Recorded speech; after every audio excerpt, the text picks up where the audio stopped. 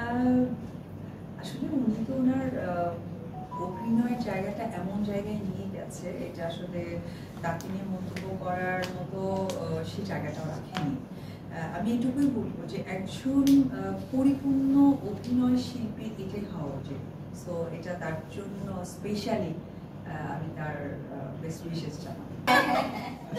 আসলে কি বলবো, এটা আমি মনে করবো যে আমার অনেক বড় একটা লাক যে এমন একটা মানুষের সাথে আমার নামের শুরু শেষেরটা মিল আছে এবং ডেট অফ বার্থও মিল আছে। এটা আসলে আমি সৌভাগ্যবতী যে ওনার সাথে আমারটা ম্যাচ করেছে। উনি বিশাল বিশাল মানুষ। কখনো কি না, কখনোই তার সাথে কথা বলা হয়নি। যদি আমি সত্যি একবার কথা না, তাকে যদি দূর দেখতে পেতাম, আমি মনে করতাম যে উনি আমার বাবার সমতুল্য, আমার কাছে একটা ব্লেসিং থাকতো।